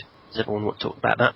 Because originally they had to, Haldir said, we have to blindfold the dwarf, it's the law. And Legolas was like, haha. And Aragorn says, well, blindfold all of us. And only that it's an indication that Aragorn will make a great king, because he's so willing to sacrifice, to be a conciliator. I thought that was a great move. I don't know if that's... Actually, I have a problem with that, because they probably don't even know about hobbits, right? And they're going to allow them to walk around without blindfolds, so they have to put one on Gimli. Why is that? Yeah, I think because of ancient antagonism with the dwarves, with the incident I told you about a long time ago, actually. It's supposed to be the sacred area, right? And they don't want to, I don't know, they don't want anyone else to know the secrets of that place. So, an unknown race that you're seeing for the first time, and you're just going to let them walk in without a blindfold. Yeah, I see what you mean. I mean, I don't know if that's just the movies, but I think Treebeard and Faramir both sort of mistake them from orc spies or something. Yeah, exactly. Why aren't they being mistrusted? But I guess Galadriel has had word from Elrond that the Fellowship has set out for something. Well, and Gimli is part of that Fellowship, right? Yeah, I guess. If they're going to treat the hobbits nicely, then they should be treating Gimli nicely as well. Yeah, just shows that elves are jerks. It wasn't an instruction from Galadriel, right, to blindfold Gimli. It was Haldir's decision. They send word later on to take the blindfolds off, I think. Yeah, exactly. So Haldir is the other here. Yeah, I think Haldir did what was procedure until he received word from Galadriel. My question is, did Galadriel really receive message from Rivendell, which is what they assume? Or when later we see the Mirror of Galadriel, did she just sort of somehow intuit that they were coming, that the ring bearer was on his way? And I guess we probably don't know. I think it's just ambiguous. I guess she could have shared the information with her husband, but I think it's Celeborn who says that nine set out from Rivendell. They received them first. That's true. I guess they could have had like messages by mundane means, but this is again from movies. I'm hopping on them too much, but they sort of insinuate that there is some kind of telepathy between the bearers of the 3 rings of Elven rings, but I guess there's nothing to support that in the books actually. Okay. The Fellowship are then taken to the Lord Celeborn and give him tidings of Gandalf's death and of the Balrog. This meeting seems to test the mettle and resolve of the Fellowship.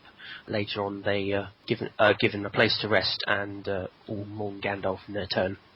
Oh, and there seems to be this bird called Galadriel. She seems quite important. Sorry, that's how my notes were. But Celeborn is said to be the Lord, right? But Galadriel is clearly better than him. And and in a spot, when he learns of the Balrog, he says, "Oh, I wouldn't have let you in if I knew you sterned up a Balrog." And then Galadriel sort of just puts him down straight away. Yeah, she totally outranks him, right? Yeah, it's actually kind of a trait with some of the Tolkien's stories. The men team seem to marry up a lot. Yeah, very wise. Yeah. Yeah, Galadriel seems to have total control. But I think that also seems that she doesn't really concern herself with the everyday dealings of the realm, that she sort of just like wafts around the Kalas Galadron and like looks in the mirror and looks at the stars and like maybe cleans her ring out every once in a while. And yeah. I mean, this is a marriage in a very loose sense, right? I mean, they're not tucking each other up in bed each night, are they? But they have kids, right? In fact, Arwen's their granddaughter. Aragorn and Arwen sort of got engaged, I guess, in Lothlorien as well. At least that's where they've first sort of they did. got it on. Yeah. I just can't imagine Galadriel getting it on at any point. Yeah. Well, in fact, Celeborn actually stays around Middle-earth for quite a long time after Galadriel leaves as well. Yeah. It's in the appendices, I think. Yeah, probably to get some rumpy-pumpy. That's a great word. I need to use that word more. Sorry, moving on. I realise I'm trivialising matters. Okay. While mooching about the area for is either a few nights or a month or two, Galadriel takes Frodo and Sam see the mirror. There Sam sees a vision of the Shire being mutilated and his old dad getting turned out of his home and wants to go away immediately, but then stops. Frodo sees the movements of the enemy and visions of a wizard, but he doesn't know who he is, and is sort of almost seen by Sauron. I don't know what you think is happening there, but I don't know whether it's just a vision of Sauron or whether Sauron is trying to actually see him through the mirror as well. See, I think it's more than a vision, just because there's this line where it says the ring seemed to get heavy and he was being drawn to the water, and then Galadriel says, "Don't touch the water." So it feels to me like it's more than a vision. Unless it's kind of psychosomatic and he's sort of drawing himself towards it because he's imagining Sauron pulling him forward. Yeah, I think it's probably a two-way street. I mean, I think they told earlier at some point that sort of great power attracts the attention of the enemy, and I guess the mirror would be a source of great power. After this, Frodo offers the ring to Galadriel, but she refuses and passes a test. The way he phrases it, Tolkien phrases it, "I will remain Galadriel, like I won't lose my identity," which is really a strong way of expressing it. And I also love that whole, "You don't have enough Jedi training, don't even try and look in my mind, it'll just break you." Do any of you believe the crackpot theories that when you pass the Silver Lode and the Nimrodil, you're basically entering a kind of afterlife on Earth, and that the reason time stands still is because you're basically dead? No, I just think, the power of the Elven Rings is to preserve, and I just think it's just part of the magic of Galadriel's ring and the way she wanted to shape that area of the world to be like the lands west that she knew once. Okay, so kind of like a heaven on Earth. I think that sort of ties well into sort of like Tolkien drew a lot of inspiration from like classic fairy stories or medieval fairy stories where there were a lot of these sort of woods, magical woods that when you went into them you might emerge like 100 years after, even though you were there only a couple of days or something. We see the same sort of thing in Mirkwood in The Hobbit as well. I guess an homage to that. Yeah, it happens a couple of times in the Silmarillion, I think. Luthien's daddy finds Melian, who's a Maya, in the woods, and they sort of like meet each other, hold hands, and they're stuck and lost for a couple of 100 years. And his people are looking around the woods for hundreds and hundreds of years, not finding him until he turns up again. Oh. Okay, good knowledge. Okay. I also love that it's practical Sam who's always thinking, "Oh, but the moon phase was X. What happened?" And he's like, Sounds like me. Yeah, you are literally the Sam of Vassals. Basically, the next chapter is the final chapter in Lothlorien, where basically the Fellowship is summoned to Celeborn and Galadriel. And we see the beginnings of this rift between Boromir and Aragorn about whether to go west via Minas Tirith or east to Mordor. And Celeborn basically very practically gives them both. And Aragorn's very pleased because it delays the decision.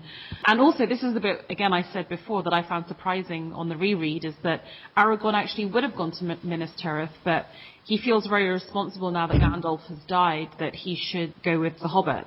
And I think this is where we start to see Boromir. I mean, of course, Galadriel has looked into his soul, but we start to see him really become corrupted by the ring. And he has this wonderful line where he says, "It would be folly to throw it away," and then corrects himself and says, "lives away, I mean." And Frodo at this point realizes that Boromir is a threat, so he not only sees through Galadriel, he sees through Boromir.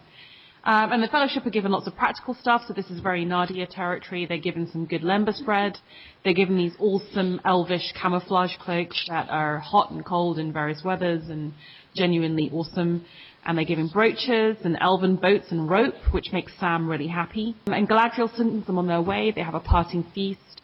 And, Celeborn gives them a sort of very Tolkien-esque sort of oral map of where they're going.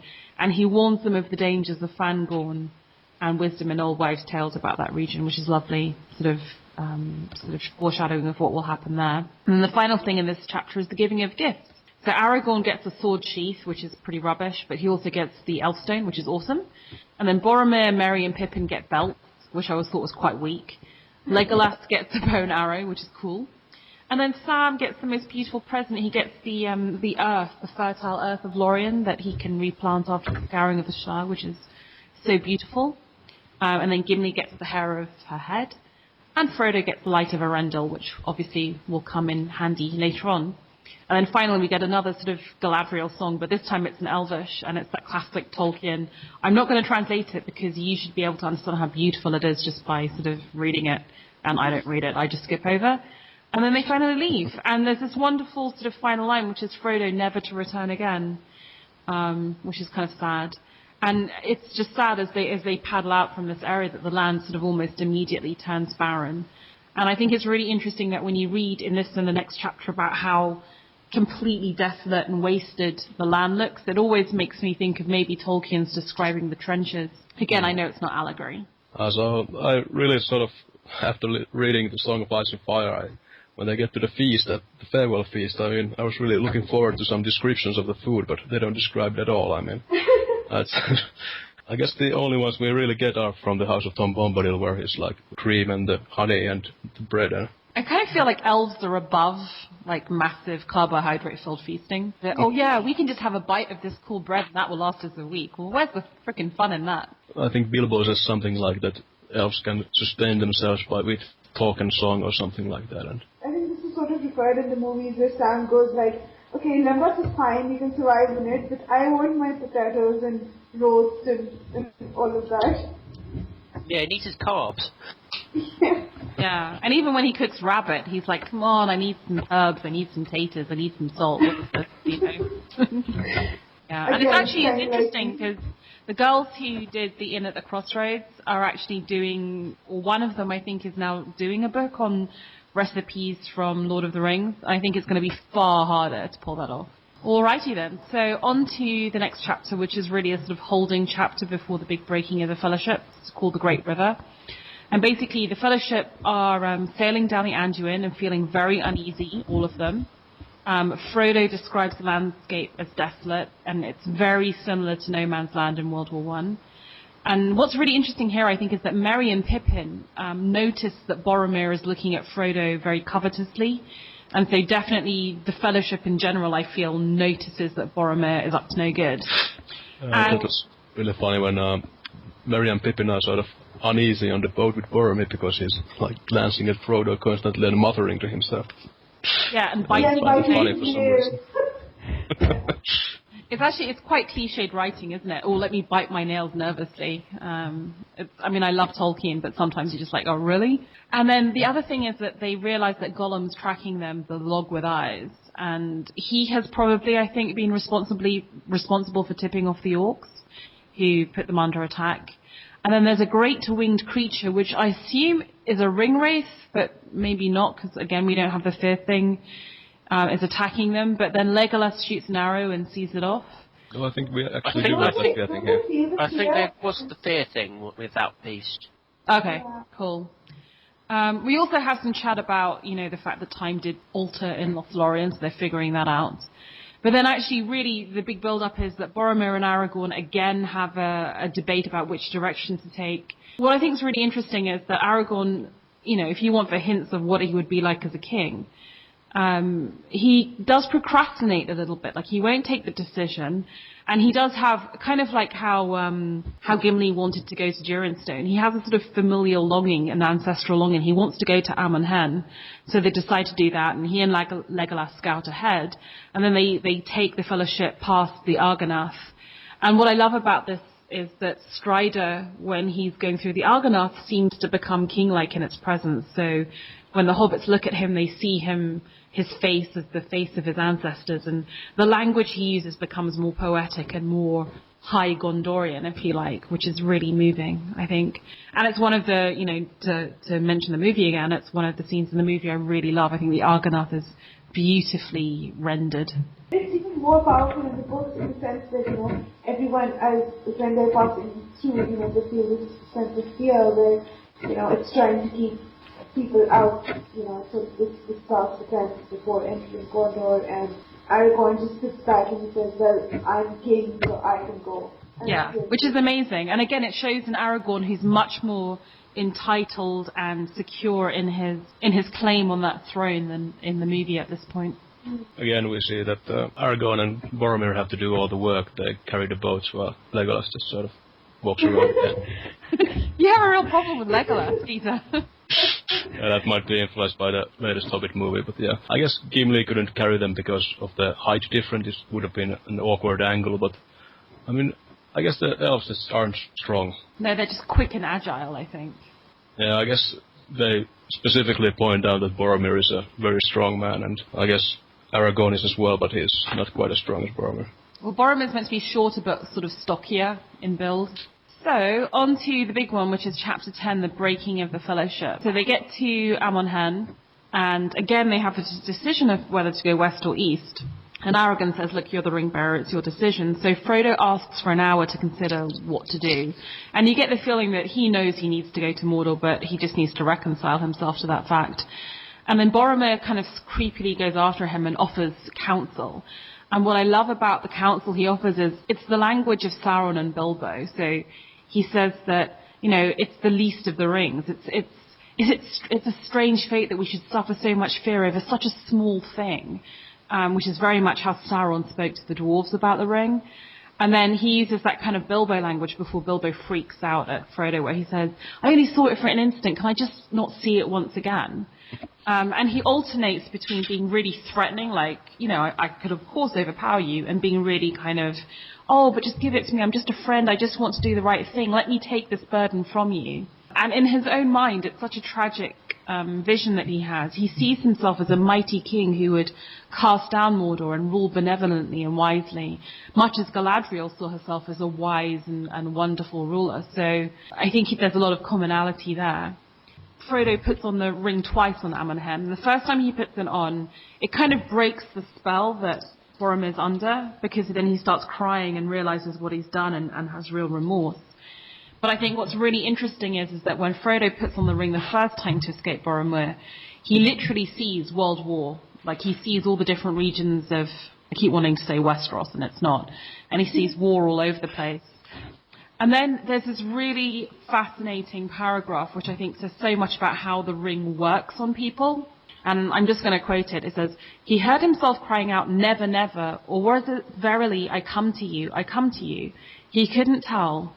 Then as a flash from some other point of power, there came to his mind another thought. Take it off. The two powers strove at him. For a moment perfectly balanced between their piercing points, he writhed tormented. But suddenly he was aware of himself again.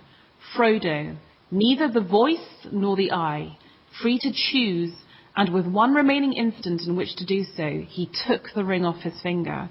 And I think there's all sorts of fascinating stuff going on here, when it's the take it off ball, is that Gandalf that he's sort of hearing fighting? Yeah, because Gandalf. It's Gandalf because he calls everyone a fool, so it's definitely Gandalf. Yeah, exactly. Yeah, I just read the White Rider chapter in 2000. He said that he sort of strove with a dark power from a place of power himself and passed it over Amon Hen. So I love the idea that when you put on the ring, it is Gandalf, but in my head, it's Sam calling out.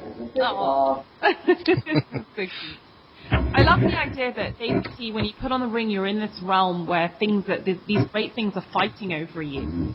But I love also the fact that at the end of the day, there's this one moment of free choice, that it isn't fate. He's neither the voice, capital V, of Saruman, nor the eye, Sauron. He's free to choose, and he takes it off. And that is the ultimate courage of the Hobbit. So the second time he puts on the ring is actually just to escape the company and go to Mordor alone. And it's a decision that he takes really quickly and lightly, but it's so brave if you think about it. Right, these guys are being corrupted. I can't bear to see them corrupted. I'm just going to go to Mordor on my own. I mean, what courage to do that. And Boromir goes back to the camp. Aragorn basically guesses what's happened and says, look, you've obviously done something really dodgy. You better go and protect those two hobbits who've run after him with your life. And Sam figures out that obviously Frodo's going to go to the boats and leaves with him. It's a very moving scene. A lot of the stuff that you think should close out this book actually happens in the next volume. And I think there's lots of interesting stuff to discuss. So what is the nature of the corruption of the ring? And also, was Elrond's plan to create a fellowship sort of inherently unstable in a way? I'm beginning to feel more and more that Elrond is just incompetent. I mean, he just lets Boromir in on the council for no reason, and he just, when Pippin asks to come, he's like, okay, yeah, whatever, that clears my schedule, go on. I don't know, he's supposed to be like a wise lawmaster or something, but I'm not sure if he had quite that amount of foresight. Yeah, because it seems to me that you knew that Boromir wants to go to Minas Tirith.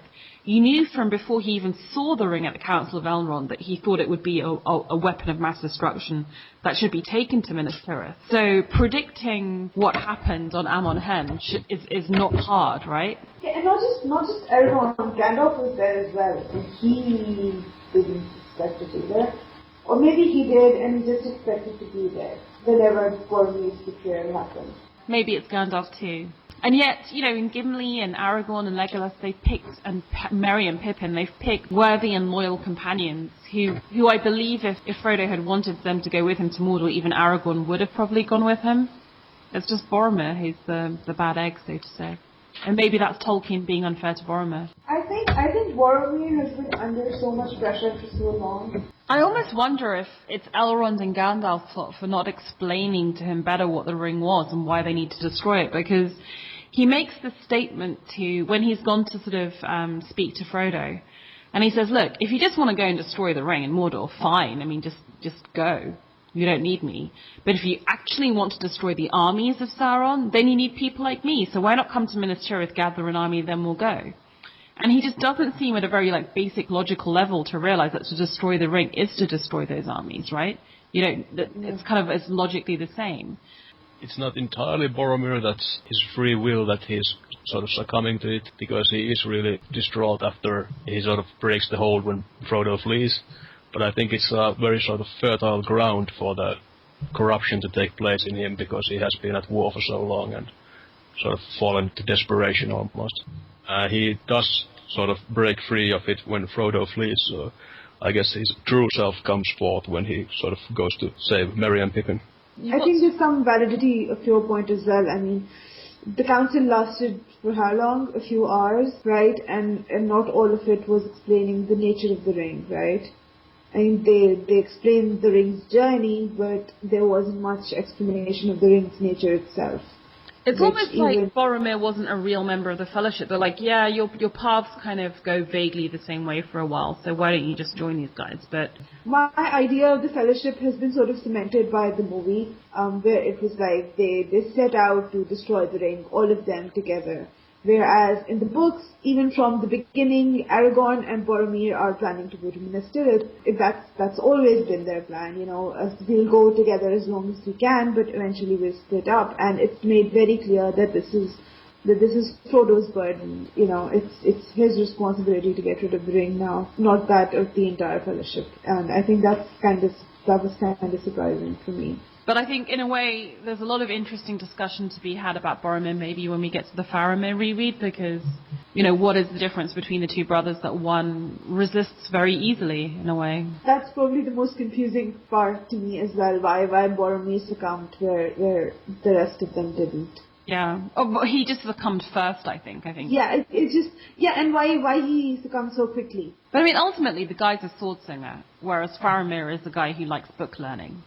So Faramir, like his father, even in the books, had sort of been anti him because he saw him as too much a disciple of Gandalf and too much reading books. And I think there's a sense in which Faramir was far more aware of the danger that the ring posed, whereas Boromir just saw it as just another weapon, just like a WMD, and he was like, well, why can't we use it?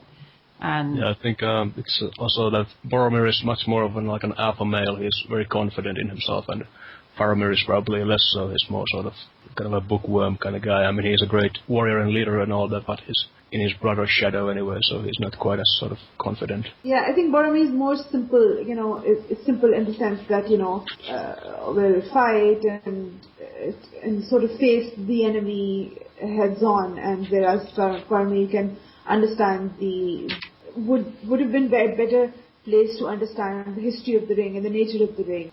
I'm glad that this has not been a Boromir hate-filled podcast, because sometimes when I talk about Lord of the Rings, you can feel a lot of criticism of him, and I think he's a genuinely tragic figure that wanted to defend his realm. And the way that Tolkien writes his reaction when Frodo puts on the ring and he's sort of broken out of that spell, to me is just heartbreaking. It's just a good... Yeah, I know. And his intentions were good all along, right? Even when he wanted to take the ring and use the ring, it was for good purposes. But then again, that's the evil of the ring, and people who are imagining themselves with the ring, like Galadriel or even Saruman, they always think they'll be wise and better rulers than the current lot. So, which I think is what makes the ring even more dangerous. It doesn't matter how good your intentions are, the ring can twist them around. Absolutely. So I guess maybe in closing, just thoughts on book 2 compared to book 1. This is one of my favourite books. Yeah, so much happens. So much information is given. I just think it's just, we meet all these amazing people. I love this book. I can read this book endlessly. Yeah, it definitely has a lot of more fast pace than the first one. I mean, they travel like probably 4 times the distance in the same amount of chapters. Slow when they get to Lothlorien, though. I'm not a big fan of that part, but then again, I'm not a big fan of Tolkien's elves in general. So. Really? Yeah. What's your issue with Tolkien's elves?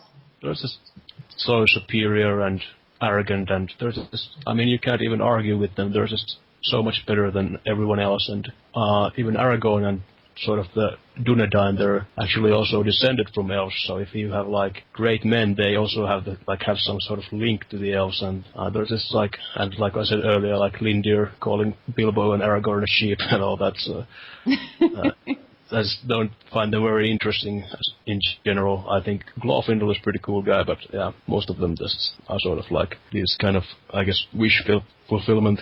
I guess Tolkien was trying to create like a mythology, but I don't really find the elves that interesting, and I guess the Silmarillion mostly deals with elves as well, so I guess that's one reason why I haven't really gotten heavy into it. Okay, yeah, it makes a lot of sense. Bina, you wouldn't have had to wait long. It was only 4 months between the books. Yeah, I'm reading it, but actually in my mind it was, I guess it's the gap between The Hobbit and Lord of the Rings that was really long, but actually he wrote it all together. And the only reason they delayed the publication was apparently because of paper shortages in the UK after the war. So July 54 for the first for Fellowship, November 54 for Two Towers, and October 55 for The Return of the King. So a year between the last two, but basically... Someone tell George that, please. And I even think that the gap between the 2000 Return of the King was because he was fiddling with the appendices and he already had the story written, so it was... And apparently he didn't like the title. He thought it gave away too much spoilers. It should have been The War of the Ring, but the publishers wouldn't deal with it. Yeah, according to Wikipedia, which is the source of all my knowledge, so... Yeah, I know, I'm on Wikipedia right now, too. Yeah, exactly. All the titles are sort of things he just had to make up because we don't even know what Two Towers are. Are they Orthanc and Barad-dûr, or are they like... That's what I always thought. But you also have the... definitely Orthanc, right? Cirith-ungol, where Sam and Frodo go, that's a tower as well, and I guess... Minas Tirith is also a tower of the guard, I guess. Oh, like it could be Minas Tirith and whatever it was, Minas, before it became Morgul. Yeah, exactly. And who is the Lord of the Rings? When I was a kid, I was like, oh, is that Sauron? Who is that? The ring itself is the Lord of the other rings, right? I just think Tolkien probably didn't give a shit. He's wonderfully uncommercial. He just has this beautiful, wonderful, mythic fantasy that he wants to tell, and it took him 20 years to write. Too bad. And then he's going to publish it, and he'll do it how he wants to do it. I love it. Cool. Okay, well, thank you guys so much for joining, and an awesome notes, Peter. Awesome. Yeah, all right. Yeah, especially the Legolas hit. I love that. Yeah, that's hilarious. That just totally I was not expecting that. Because obviously, remember when the books came out, when the movies came out, I was like much younger, and everyone was in love with Legolas, right? He was like the unexpected like teenage girl sort of crush of the time, which... Yeah, I think when I first saw the movies, I think I liked Legolas as well. He's sort of very flashy and all in the movies, but in time I sort of grew to like Boromir the most. Yeah, I love Boromir. And I think the problem with Legolas and The Hobbit is he's almost become a pastiche of movie Legolas from Lord of the Rings, because he can't just like walk down. He has to like slide down something and do like a somersault. It's become just so ridiculous. I can't take it. Yeah, they're sort of using him to carry the movie, I think. Yeah. We can talk about that on, I think... That's another podcast. All right. Yeah, I'm going to see the movie in a couple of days, so then I can join in on the... Okay. Well, have a great weekend, guys, and thank you so much for joining. Yeah. Thank you. Same. Bye. Bye. Legolas, they wait before us. Legolas, their blades look wet. Legolas, we shan't look fearful.